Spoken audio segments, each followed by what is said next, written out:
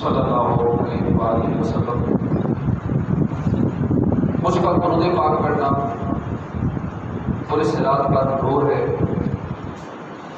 جو جمعہ کے دن مجھ پر 80 بار درود پاک پڑھے اس کے 80 سال کے گناہ معاف ہو جائیں گے۔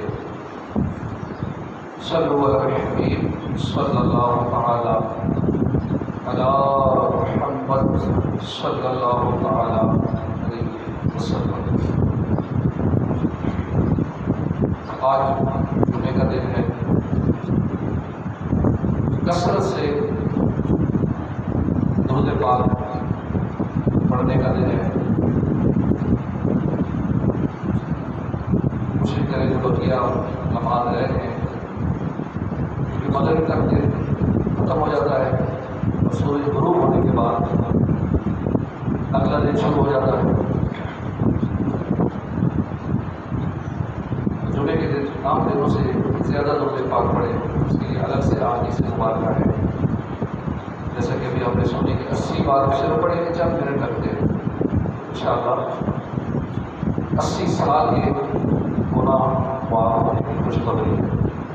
ایک مرتبہ درود پاک پڑھیں۔ صلو علی الحبیب صلی اللہ تعالی علی محمد صلی اللہ علیہ وآلہ وسلم۔ سورہ بقرہ میں ارشاد ہوتا ہے وَإِذَا قِيلَ لَهُمْ لَا تُفْسِدُوا فِي الْأَرْضِ قَالُوا إِنَّمَا نَحْنُ مُصْلِحُونَ أَلَا إِنَّهُمْ هُمُ الْمُفْسِدُونَ وَلَٰكِنْ لَا يَشْعُرُونَ۔ اور جب ان سے کہا جائے کہ زمین میں فساد نہ کرو تو کہتے ہیں ہم تو صرف اصلاح کرنے والے ہیں۔ سن لو بے شک یہ بھی لوگ فساد پھیلانے والے ہیں، مگر انہیں اس کا شعور نہیں۔ سورہ بقرہ کی ابتدائی آیات سے ہم مختلف بیانات سن رہے تھے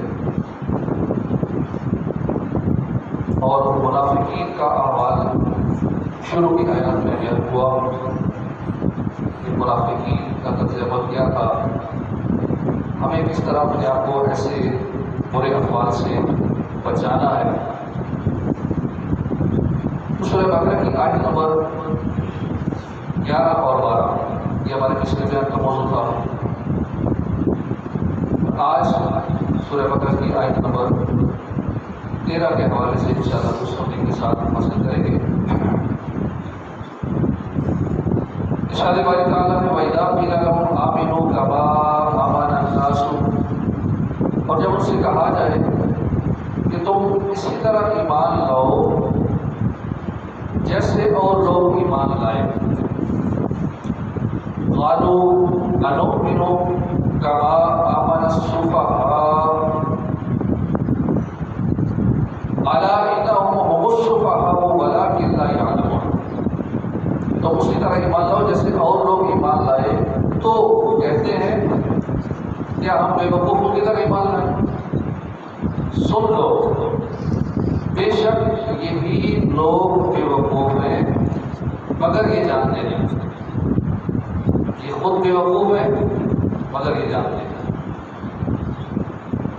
سورہ بقرہ کی دوسرے رکوع کی آیت نمبر 13 اور 13 جو آیات ہم نے سنی ہے، اس میں منافقوں کے عیب بیان ہوئے۔ اس آیت کریمہ میں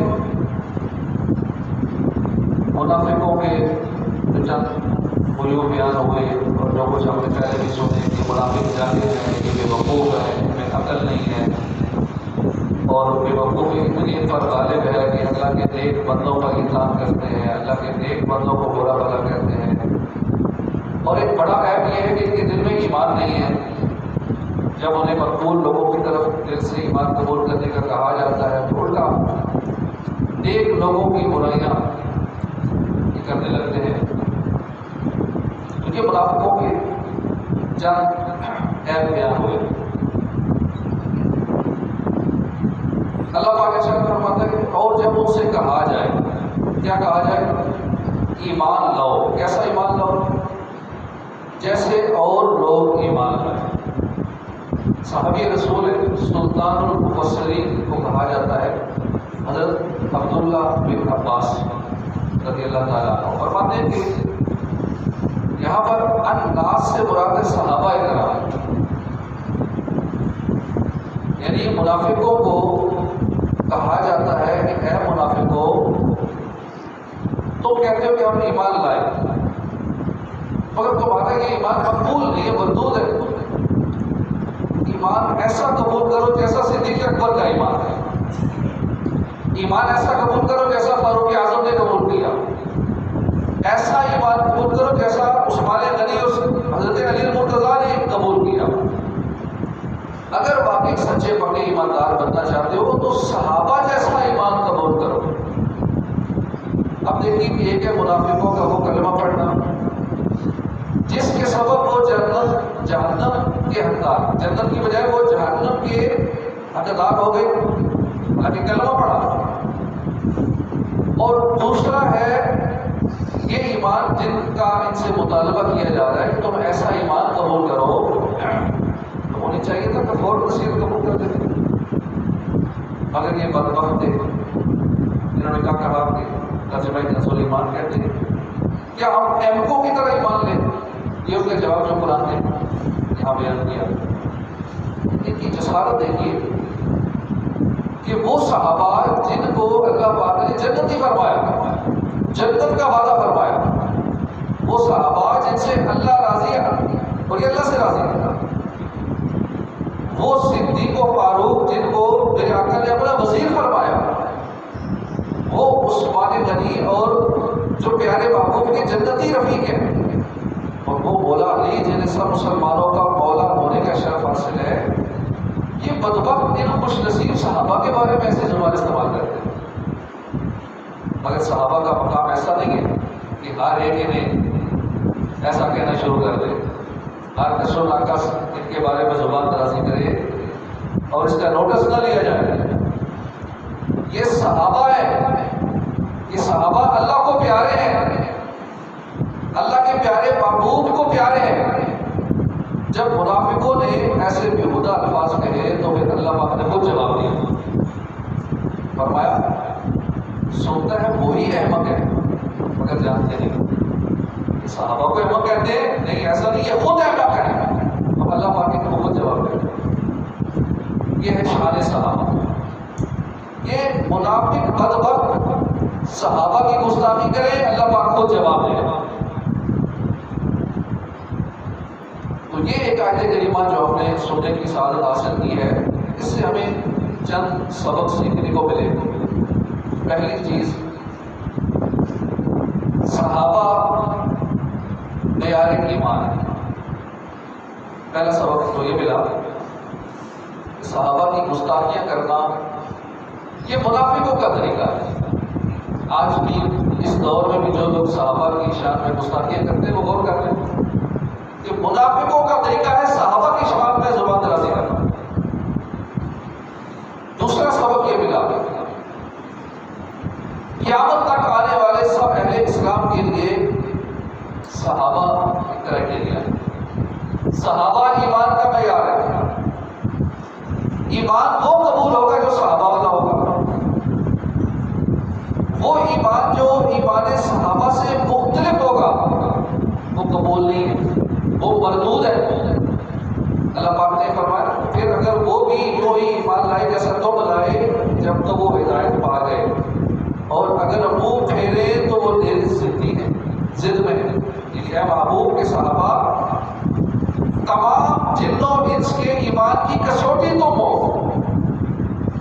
قیامت تک جو بھی جن یا انسان ایمان لائے گا وہ تمہاری طرح ایمان لائے گا تو قبول ہوگا۔ مجھے یعنی اللہ پاک کو، میرے رسولوں کو، میری کتابوں کو اس طرح مانو جیسا کہ صحابہ نے مانا، اور جو اس طرح مانے جیسے صحابہ نے مانا اس کا ایمان قبول ہوگا، تب وہ ہدایت پر ہے۔ اگر سب کچھ مانے، اللہ کو مانے، کتابوں کو مانے، رسولوں کو مانے، فرشتوں کو مانے، سارا کچھ مانے، لیکن تمہاری طرح نہ مانے تو مردود ہے، مقبول نہیں ہے۔ قرآن کی تفسیر صحابہ کے عقائد، ایمان کی تنویر صحابہ کے عقائد، واللہ انہیں رہبر کونین سمجھیے، عرفان کی تاثیر صحابہ کے عقائد۔ صحابہ کے عقائد جیسے عقائد ہوں گے تو بندہ سیدھی راہ پر ہے، اگر صحابہ جیسے عقائد نہیں ہوں گے تو وہ بندہ راہ سے ہٹا ہوا ہے، وہ غلط راستے پر۔ ٹھیک ہے، وہ اللہ کو مان رہا ہے، رسولوں کو مان رہا ہے، فرشتوں کو مان رہا ہے، وہ نمازیں پڑھ رہا ہے، تہجد گزار ہے، بہت دین کی خدمتیں کر رہے ہیں، لیکن صحابہ جیسا ایمان نہیں ہے، صحابہ جیسے عقائد نہیں ہے، صحابہ کی طرح نہیں مان رہا، تو اس کا ایمان مقبول نہیں ہے، مردود ہے۔ ہمارے پاس لوگ کہتے ہیں ہم کچھ بھی نہیں، ہم بس نہ ہم سنی ہے، نہ ہم کچھ اور ہے، نہ ہم یزید کی طرف ہے، نہ امام حسین کی طرف ہے، ہم بس صرف مسلمان ہیں۔ اچھی خاصی تعداد ہے جو یہ الفاظ کہتے ہیں، ہم سیدھے سادھے مسلمان ہیں، ہمیں فرقوں میں نہیں پڑھتے۔ یاد رکھیے کہ یہ بات جس سوچ اور نظریے کے تحت کہی جاتی ہے وہ سوچ ہی ٹھیک نہیں ہے۔ ہم نے بننا تو مسلمان ہے یقیناً، مگر مسلمان بننے میں صحابہ کرام کے نقش قدم پر بھی رہنا ہے۔ دیکھیے منافقوں سے یہ مطالبہ ہو، یا منافقوں تمہارا صرف آمنا کہہ دینا یعنی میں ایمان لایا، یہ کافی نہیں ہے۔ ایمان ایسا قبول کرو جیسے صحابہ نے قبول کیا، ایسا ایمان قبول کرو گے تو قبول ہوگا، ورنہ ہرگز قبول نہیں ہوگا۔ بڑی مشہور حدیث بات ہے، اللہ کے آخری نبی صلی اللہ علیہ وسلم نے فرمایا کہ بنی اسرائیل 72 فرقوں میں بٹے، میری امت کے 70 فرقوں میں بٹے، ان میں سے ایک جنتی ہوگا، باقی سب جہنمی ہوگا۔ پوچھا کہ یا رسول اللہ وہ ایک جنتی ہوگا، وہ کون ہوگا؟ فرمایا ما انا علیہ و اصحابی، یعنی وہ گروہ جنتی ہوگا جو میرے اور میرے صحابہ کے راستے پر ہوگا، میرے صحابہ جیسے عقائد ہوں گے، میرے صحابہ کی طرح ایمان لائے گا، میرے صحابہ کی طرح مانے گا، وہ جنتی ہوگا، باقی سارے جنتی۔ یہ ہے کرائٹیریا آف ایمان۔ ایمان کا معیار یہ ہے، صرف ایمان قبول کرنا کافی نہیں ہے۔ جنت کا حقدار وہ ہوگا جو صحابہ کے طریقے پر ایمان قبول کرے گا۔ اللہ پاک نے فرمایا اور جب ان سے کہا جائے ایمان لاؤ جیسے اور لوگ ایمان لائے ہیں، تو اس آیت کریمہ میں دو طرح کے ایمان کا ذکر کیا گیا۔ ایک ایمان وہ ہے کہ جسے ریجیکٹ کر دیا گیا، رد کر دیا گیا۔ دوسرا ایمان وہ ہے کہ جسے نہ صرف قبول کیا گیا بلکہ اس کو ایمان کا معیار بنا دیا گیا۔ رد ہونے والا ایمان کون سا؟ منافقوں کا۔ قبول ہونے والا کون سا؟ معیار کون سا؟ صحابہ والا۔ اب یہ دیکھنا ہے کہ صحابہ کے ایمان میں اور منافقوں کے ایمان میں فرق کیا ہے۔ مانتے صحابہ بھی تھے، ماننے کا دعویٰ منافق بھی کرتے تھے۔ اب بات سمجھنے کی یہ ہے صحابہ کیا مانتے تھے اور منافق کیا مانتے تھے، یہ بات سمجھنے کی، تاکہ ہمیں پتہ چلے ہم پھر وہ راستہ ہمیں اور کنسیپٹ کلیئر ہو۔ اب آگے اس بات کی طرف آ رہے ہیں جو اصل سمجھنے کی۔ قرآن کریم میں اور بے شمار احادیث کریمہ میں اس ڈفرینس کو، فرق کو بڑا واضح کر کے بیان کیا گیا۔ آئیے موقع کی مناسبت سے صرف یہ چند ایک فرق سنتے ہیں، باقی ڈیٹیل ہے اور بھی بہت ساری ہے، لیکن وقت کی قلت کی وجہ سے ہم جو تھوڑا سا چند ایک باتیں ضرور دو چار باتیں سنیں گے۔ یہ کیا فرق ہے صحابہ کے ایمان میں اور منافقوں کے ایمان میں؟ فرق ہے، پہلا فرق ہے اور بنیادی جو فرق ہے یقین کا۔ صحابہ کا یقین، منافقوں کی بے یقینی۔ پہلا اور بنیادی فرق تو یہی ہے کہ منافقوں کو اللہ اور اس کے پیارے محبوب پر بالکل یقین نہیں تھا، اور صحابہ کرام یہ اللہ اور اس کے رسول پر ایسا کامل یقین رکھتے تھے اس کی مثال نہیں ملتی۔ جبھی تو بدر میں 313 سے ٹکرا گئے تھے۔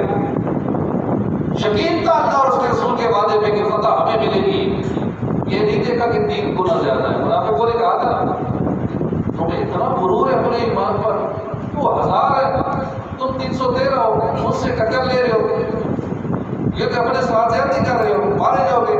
ہار جاؤ گے، لیکن ان کو اللہ اور اس کے محبوب کے فرمان میں یقین تھا کہ نصرت اور فتح ہماری ہے، لیکن ان کو یقین نہیں تھا۔ منافق ظاہری صورتحال دیکھ رہے تھے کہ ان کے پاس اونٹ زیادہ ہیں، گھوڑے زیادہ ہیں، ان کے پاس اسلحہ زیادہ ہے، اور ہم چھوڑے ہیں نہ ہمارے پاس گھوڑے نہ دیگر ساز و سامان، کھانے پینے کے اشیاء۔ منافق جو تھے وہ کافر جو تھے وہ روزانہ 10 اونٹ ذبح کرتے تھے، اور یہاں کھانے پینے کو کچھ نہیں تھا۔ لیکن صحابہ کا ایمان کیا تھا؟ اللہ اور اس کے رسول پر پکا یقین، اللہ رسول کے فرمان پر مکمل اعتماد، یقین، بھروسہ، اور منافق بے یقینی کی صورتحال میں۔ تو یہ ہے منافقوں کی بے یقینی۔ اللہ پاک کا فتح کا وعدہ تھا، صحابہ کا یقین تھا کہ اللہ کا فرمان کر کے اللہ کے محبوب کا فرمان کر کے۔ میرے آقا صلی اللہ علیہ وسلم نے ایک مقام پر رک کر صحابہ سے مشورہ فرمایا، تو صحابہ نے بڑے یقین کے ساتھ اور پختہ ایمان سے عرض کیا، اے اللہ کے آخری نبی صلی اللہ علیہ وسلم، میدان بدر تو یہ رہا، آپ فرمائیں تو ہم آپ کے حکم پر سمندر میں اتر جائیں۔ یہ تھا صحابہ کا یقین۔ حضرت جابر صحابی رسول ہیں، ان پہ بہت قرضہ چڑھ گیا، حضور کی بارگاہ میں حاضر ہو گئے، یا رسول اللہ قرض بہت چڑھ گیا، بڑا پریشان ہو، کیا کروں؟ قرض دار مطالبہ کر رہے تھے۔ حضرت جابر کا ایک کچھوروں کا بات تھا، آمدنی اتنی تھی نہیں کہ قرضہ اتار سکیں، اور قرض دار مطالبہ کیے جا رہے ہیں۔ اب صحابہ کی شان دیکھیں کیسی نرالی شان ہے، مشکل کشائی کے تعلق سے، مشکل کشا کوئی نہیں، کوئی کسی کی مشکل نہیں حل کر سکتا، یہ شرک کرتے ہو کسی کو مشکل کشا کہہ کے۔ لیکن صحابہ کا عقیدہ کیا تھا؟ مشکل جو سر پہ آ پڑی تیرے ہی نام سے ٹلی، مشکل کشا ہے تیرا نام، تم پر درود اور سلام۔ مشکل پیش آتی تو مشکل کشا آقا کے قدموں میں حاضر ہو جاتا۔ یہ صحابہ کا عقیدہ۔ قرضہ چڑھ گیا، حضور کی بارگاہ میں حاضر، یا رسول اللہ کیا کرو، قرضہ ہے، مانگنے والے تنگ کر رہے ہیں۔ بخاری شریف کی حدیث پاک ہے کہ حضرت جابر مشکل کشا نبی کی خدمت میں حاضر ہو گئے، اور صحابہ کی عقیدہ تھا مشکل کے وقت میں حاضر ہو گئے تو یہاں سے مشکل حل ہوگی۔ خیر بخاری شریف میں کہ جابر رضی اللہ عنہ بارگاہ رسالت میں حاضر ہوئے، مشکل عرض کی۔ حضور نے فرمایا کہ جابر باغ کی کچھ کھجوریں توڑ لو اور ایک ڈھیر لگا دو، جمع کرو، پھر مجھے بتانا۔ حضرت جابر نے ایسے ہی کیا، کھجوریں جمع کی، حضور کے پاس لگے، چلو میں نے جمع کر لی ہیں۔ سرکار ساتھ چل پڑے۔ جب ساتھ چل پڑے ان کھجوروں کے ڈھیر کے پاس جا کے میرے آقا نے برکت کی دعا فرمائی، فرمایا فتح بالبرکہ، کھجوروں کے ڈھیر کے پاس برکت کی دعا فرمائی۔ حضرت جابر سے فرمایا کہ اب قرض داروں کو بلا لو، جنہوں نے قرض لینا ان کو بلاؤ اور قرضہ ادا کرنا شروع کر دو، کھجوریں دینا شروع کر دی، دیتے رہے دیتے رہے دیتے رہے۔ کھجوریں تھوڑی سی تھی، قرضہ زیادہ تھا، ختم ہی نہیں ہو رہی، سارا قرضہ ادا ہو کے کھجوریں پھر ہی بچ گئی۔ یہ فرما کر سرکار صلی اللہ علیہ وسلم نے فرمایا کہ قرضہ ادا کرو، قرضہ ادا ہو کے سرکار واپس تشریف لے آئے۔ جب قرض ادا کر کے واپس پہنچے مسجد نبی میں نماز مغرب ادا کی۔ اب یہاں دیکھیں کہ صحابہ کا ایمان اور حضور پر یقین کتنا پکا تھا۔ بخاری شریف کے الفاظ ہیں کہ حضرت جابر نے یہ سارا ماجرا صدیق اکبر اور سیدنا فاروق اعظم کو بتایا۔ انہوں نے بتایا کہ جب سرکار تمہارے ساتھ خالی چل کے گئے تھے نا تو ہمیں پہلے ہی پتہ لگ گیا تیرا مسئلہ حل ہو گیا۔ یہ تھا صحابہ کا حضور کی ذات پر یقین کہ یہ مشکل کشا نبی ہے، یہ مشکل حل کر دیتے ہیں، یہ مسئلے حل کر دیتے ہیں۔ قسمت میں لاکھ بیچ ہو، 100 بل، 1000 گز، یہ ساری کمتی ایک دن سیدھی نظر کی، ایک توجہ سرکار فرماتے سارے مسئلے حل کر دیتے۔ یہ صحابہ کا یقین تھا۔ اللہ اکبر۔ ابھی حضور وہاں پہنچے نہیں، ابھی چلے تو صدیق اکبر اور فاروق اعظم کا عقیدہ دیکھیے، کہتے ہیں کہ بھی سرکار چلے تھے تو ہمیں یقین ہو گیا کہ اب تیرا سارا قرضہ اتر جائے گا، دنیا کی کوئی طاقت قرض ادا ہونے سے ہم روک نہیں سکتی، کیونکہ سرکار خود چل پڑی، کام جو ان سے ہوا پورا ہوا، ان کی جو تدبیر ہے وہ تدبیر ہے۔ تو یہ ہے صحابہ کا ایمان۔ ہمارا ایمان وہی مقبول ہوگا جو ایسا ایمان ہوگا جو صحابہ کی طرح ہوگا۔ حضور کو مانیں گے، کیسا مانیں گے؟ جیسا صحابہ مانیں گے۔ دوسری بات جو ہمیں سیکھنے کو ملی اس آیت کریمہ سے، صحابہ کرام اور شفاعت مصطفیٰ پر یقین۔ سورہ منافقون قرآن پاک میں سورت ہے، اس میں منافقوں کی داستانیاں بیان ہوئی ہیں۔ اس میں اللہ پاک نے منافقوں کا ایک عیب بیان فرمایا کہ جب ان سے کہا جائے کہ آؤ، کہاں آؤ؟ بارگاہ رسالت میں آؤ۔ کیوں آؤ؟ تاکہ رسول اللہ تمہارے لیے معافی چاہے۔ ہمیشہ گناہوں کی معافی تو اللہ دیتا ہے، اللہ کی بارگاہ میں، جیسے آج بھی لوگ کہتے ہیں بھائی اللہ سے معافی مانگو، ادھر کیوں جاتے ہو؟ حضور کی بارگاہ میں کیوں جاتے ہو؟ کسی مزار میں کیوں جاتے ہو؟ اللہ کے ولی کے پاس کیوں جاتے ہو؟ اللہ سنتا ہے تو اللہ سے معافی مانگو۔ قرآن میں اللہ فرما رہا ہے میرے محبوب کے در پہ جاؤ گا ہے گواہ، وہی آئے تھی۔ اور سرکار کے طرف سے ہمارے مالک کی بھی گواہی دیتی ہے، مالک کی بھی ہے۔ گناہوں کی معافی اللہ سے ملتی ہے، مگر ملتی شفاعت مصطفیٰ سے ہے۔ منافقوں کو کہا جا رہا ہے منافقوں آؤ، ہمارے محبوب کے دامن رحمت میں آ جاؤ، وہ رحمت للعالمین ہے، تمہاری شفاعت فرمائیں گے، تمہارے لیے مغفرت کی دعا فرمائیں گے، اس کی برکت سے تمہارے گناہ بخش دیے جائیں گے۔ ابھی کیسا چانس تھا منافقوں کے لیے، آتے حضور کے بارگاہ میں حاضر ہوتے، حضور سے ان کی سفارش فرماتے، ان کے گناہ بخشے جاتے،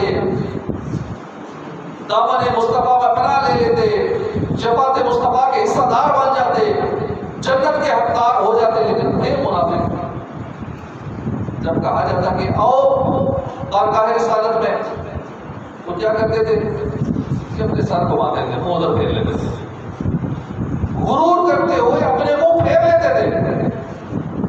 یقیناً یہ بدبخت منافق شفاعت مصطفیٰ کو نہیں مانتے تھے۔ پتہ چلا صحابہ کا عقیدہ تھا سرکار شفاعت فرماتے۔ آج بھی جس کا یہ عقیدہ ہوگا وہ صحابہ کے عقیدے پر ہوگا۔ جو آج بھی کہے گا نہیں کرتے شفاعت، جو اس بات کو نہیں مان رہا ہو، سارے عام بول رہا ہے نہیں مانتا، کتنے لوگ آپ کو ملیں گے اپنے بیان میں تقریروں میں یہ باتیں سارے عام کر رہے ہوتے ہیں، کوئی شفاعت نہیں کرے گا کسی کی، یہ باتیں بول رہے ہوتے ہیں، کتابوں میں لکھی ہوئی ہیں، اور اس کی آگے پریچ کر رہے ہوتے ہیں، حضور کی شفاعت کا سارے انکار کر رہے ہوتے ہیں۔ حالانکہ صحابہ کا عقیدہ تو ہے حضور شفاعت فرماتے ہیں، اللہ پاک نے خود فرما دیا میرے محبوب کے در پہ جاؤ، اب حضور تمہاری شفاعت چاہیں، پھر اللہ کو بخشنے والا مہربان پائیں گے۔ یہ منافق اس چیز کو نہیں مانتے، یہ بدبخت انکار کرتے تھے، دامن مصطفیٰ سے نہیں لپٹتے تھے، جب بارگاہ علی شان کی طرف بلایا جائے تو اپنے ساتھ دوسری طرف گھما لیتے تھے۔ یہ منافقوں کا ایمان، یہ مردود ایمان ہے۔ اب ذرا صحابہ کی شان دیکھیے، صحابہ کی یہ مستقل عادت تھی کہ جب ان سے کوئی غلطی ہو جاتی حضور کے در پر حاضر ہو جاتے۔ منافقوں کو تو کہا جاتا پھر بھی نہیں آتے تھے نا، صحابہ کرام کی عادت تھی، ذرا سی غلطی ہوئی، کوئی گناہ سرزد ہو گیا حضور کی بارگاہ میں حاضر ہو گئے، کوئی خطا ہو گئی آقا کے در پہ حاضر ہو گئے، شفاعت کا سوال کرتے ہیں۔ ایک مرتبہ ایک صحابیہ سے کوئی خطا ہو گئی، آپ بارگاہ رسالت میں حاضر عرض کی یا رسول اللہ طاہرنی، یا رسول اللہ مجھے پاک کر دیجیے۔ ایک صحابی سے کوئی خطا ہو گئی، انہوں نے جوش ندامت میں اپنے آپ کو ستون سے باندھ دیا، اور ان کا عہد تھا کہ حضور خود اپنے ہاتھوں سے کھولیں گے ورنہ میں یہی بنا رہا ہوں۔ پھر پیارے آقا نے اپنے رحمت والے ہاتھوں سے بندشیں خود کھولی۔ یہ ہے ایمان صحابہ۔ اس صحابہ کا پکا یقین تھا کہ حضور شفاعت فرمانے والے ہیں، اس لیے تو خطا ہوتی تھی تو در پہ حاضر ہو جاتے۔ چور حاکم سے چھپا کرتے ہیں، چور جس کو ڈر ہو مجھے پولیس پکڑے گی، مجھے چھوڑے گی نہیں، سزا بھی ملے گی، تو چھپتا ہے۔ گرفتاری شروع ہوتی ہے تو ہم چھپتے ہیں تو بھاگتے ہیں پولیس سے. چور حاکم سے چھپا کرتے ہیں یا اس کے خلاف. یہاں کچھ معاملہ الٹ ہے, یہاں اس کے خلاف ہو رہا ہے, یہاں کچھ اور ہو رہا ہے. چور حاکم سے چھپا کرتے ہیں لیکن یہاں اس کے خلاف یا اس کے خلاف. تیرے دامن میں چھپے چور روکا دے.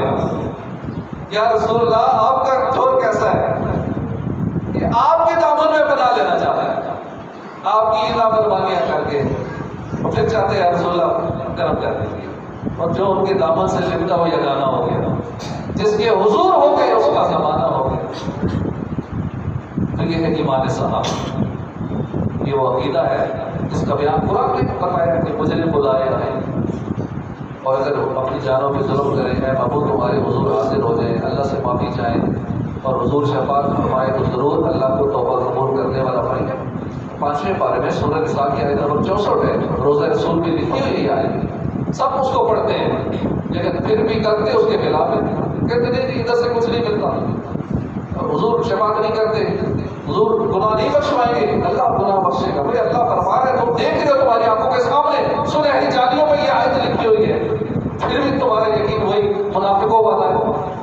اللہ پاک ہمیں منافقوں سے بچائے. اس دور میں بھی تھے تو آج بھی ان کی نسلیں تو چلتی آ رہی. قرآن کا حکم ہے محبوب جب وہ خود پر ظلم کر بیٹھے آپ کی در پر حاضر ہو. یہ حکم گواہ ہے کہ مجرم آپ کے در پر خود نہیں آئے, مجرم بلائے آئے ہیں. جاؤ کا ہے گواہ, پھر رد ہو تب یہ شان کریموں کے در کی. مجرم حضور کی در پہ حاضر ہو جائے یا رسول اللہ خود تو نہیں آئے, ہمیں تو قرآن نے حکم دیا مجرم بلائے ہیں, بلایا گیا ہے, خود نہیں آئے. جاؤ گا قرآن کی جو آیت ہے جاؤ گا والی وہ گواہ ہے یا رسول اللہ بلائے گئے ہیں. اور پھر یہاں سے رد ہو جائے, حضور کے در پر کوئی حاضر ہو خالی لوٹ جائے, ہو ہی نہیں سکتا. یہ شان کریموں کے در کی نہیں ہے, وہ کریم ہے, نجبان ہے. جو وہاں جاتا ہے اس پہ تو حضور کی شفاعت ویسے واجب ہو جاتی ہے.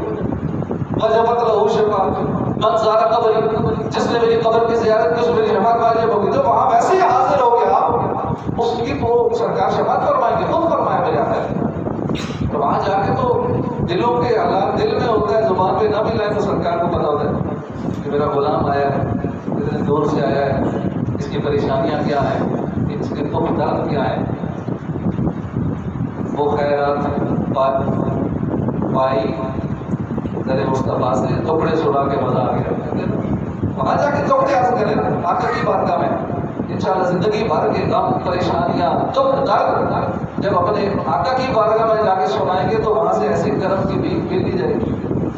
زندگی بھر کے مسائل کا کوئی نہ وہ حل نکل آئے گا انشاءاللہ. اس کے علاوہ صحابہ کا جو عقیدہ تھا, جو اس آیت کریمہ کی روشنی سے ہمیں پتہ چلا, جو سبق سیکھنے کو ملا, علم غیب مصطفیٰ. منافقوں کے مردود ایمان کی ایک اور مثال یہ ہے کہ سورہ توبہ آیت نمبر 65 میں ارشاد ہوتا ہے, اے محبوب اگر تم ان سے پوچھو تو کہیں گے ہم تو یوں ہی ہنسی مذاق کرتے ہیں, ہم تو کھیل رہے ہیں. یہ غزوہ تبوک کے موقع پر یہ آیت نازل ہوئی تھی. معاملہ یہ ہوتا کہ بندے کی اونٹنی گم ہو گئی, اس کی تلاش جاری تھی. تو اس پر حضور نے فرمایا کہ ہمارے اونٹنی فلاں جگہ پر. غیب کی خبر دیتے ہوئے فرمایا, اس نے کوئی ٹریکنگ سسٹم نہیں تھا, کوئی جی پی ایس نہیں تھا, کوئی ایسا نہیں تھا کہ اسے دیکھ لیتے, سیٹلائٹ سے دیکھ لیتے, کچھ اور کر لیتے, کچھ نہیں تھا. ڈرون کیمرہ بھیج کے چیک کر لیتے, کچھ نہیں تھا. غیب کی خبر دیتے ہوئے فرمایا تمہارے اونٹنی فلاں جگہ ہے. یہ سن کر منافقین نے مذاق اڑایا. ایک بولا کہ حضور کہتے ہیں کہ فلاں جگہ اونٹنی ہے. ان کو علم غیب کہاں سے آ گیا, جیسے آج کل کہتے ہیں کسی کو کیا پتا غیب کا, اللہ جانتا ہے غیب, اللہ کے علاوہ کوئی غیب نہیں جانتا. تو اس نے منافق نے بھی یہ کہا کہ یہ کہتے ہیں اونٹنی فلاں جگہ پر, ان کو کہاں سے غیب کا علم آ گیا. اس موقع پہ اللہ پاک نے یہ آیت نازل کی اور بتایا کہ اے محبوب اگر آپ ان سے پوچھیں گے نا تو نے ایسی بات کیوں کہی ہے, تو کہ ہم نے تو ویسے مذاق کیا تھا. آج کل بھی ایسے مذاق چل رہے ہیں, لا حول ولا قوت الا باللہ. ان بدبختوں کی جرأت دیکھیے, اللہ رسول کی گستاخیاں کرنا کھیل کود سمجھتے ہیں, مذاق سمجھتے ہیں.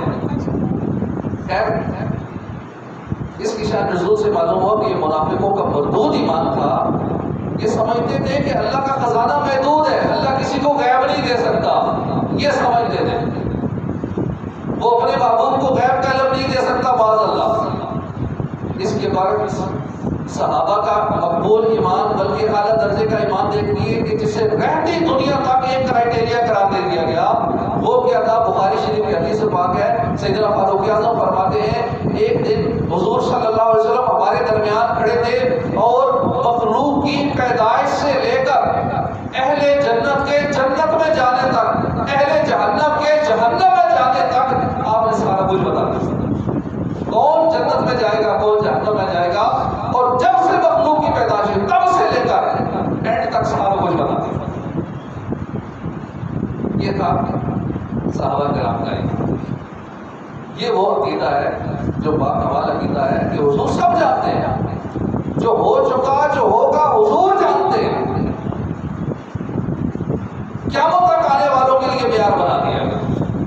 اللہ پاک نے اپنے محبوب کے لیے علم غیب کے خزانے کھول دیے ہیں، جو ہو چکا جو قیامت تک ہوگا، اس سب کا علم رب کائنات نے اپنے محبوب کو عطا فرما دیا۔ یہ صحابہ کا عقیدہ تھا، یہ صحابہ والا ایمان تھا۔ آج بھی جو صحابہ والے اس ایمان پہ قائم رہے گا، جس کا یہ عقیدہ ہوگا، اس کا ایمان قبول ہوگا ورنہ مردود ہوگا، ریجیکٹ کر دیا جائے گا اگر صحابہ والا ایمان نہ ہو۔ اسی طرح جو آیت کریمہ ہم نے سنی سورہ بقرہ کی آیت نمبر 13 کے حوالے سے ہم چلتے ہیں آگے، اور ٹائم شارٹ ہے، صرف 2-4 چیزیں میں نے بیان کی ہیں، صحابہ کا عقیدہ اور منافقوں کا عقیدہ۔ صحابہ کا عقیدہ تھا کہ سرکار صلی اللہ علیہ وسلم قبر انور میں، ٹھیک ہے چلے گئے، قبر انور میں تشریف فرما ہے، ظاہری پردہ فرما گئے، لیکن حضور زندہ ہے، تو زندہ ہے واللہ، تو زندہ ہے واللہ، میری چشم عالم سے چھپ جانے والا۔ اسی لیے تو جب کسی صحابی کو مسئلہ ہوتا تھا حضور کی قبر انور پہ حاضر ہو جاتے، جب بارش نہیں ہوتی تھی سرکار کے پاس حاضر ہو جاتے تھے، بھوک لگتی تھی حضور کی قبر پہ حاضر ہو جاتے تھے، پکا تھا نا، سنتے ہیں، زندہ ہے، فریاد امتی جو کرے حال زار میں، ممکن نہیں جو خیر بشر کو خبر نہ ہو۔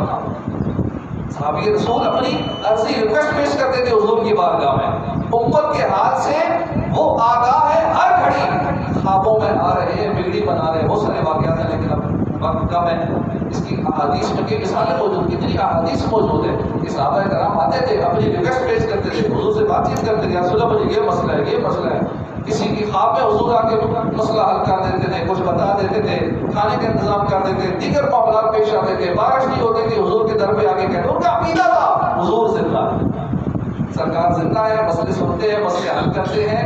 تو آج بھی جس کا یہ عقیدہ ہے صحابہ کرام والا، جو عقائد ہم نے سنے ہیں کہ صحابہ کرام حضور کی شفاعت کو مانتے تھے، صحابہ کرام حضور کے علم غیب کو مانتے تھے، صحابہ کرام حضور کو زندہ سمجھتے تھے، صحابہ کرام کو پتہ تھا مشکل کشا یہی ہے، تو اس کا ایمان مقبول ہے۔ صحابہ کے ایمان سے ہٹ کے جس کا ایمان ہے وہ ایمان مردود ہے، جیسا کہ ہم نے اس آیت کریمہ میں سنا۔ اللہ پاک ہمیں بلکہ توفیق عطا فرمائے، آمین بجاہ نبی الامین صلی اللہ علیہ وسلم۔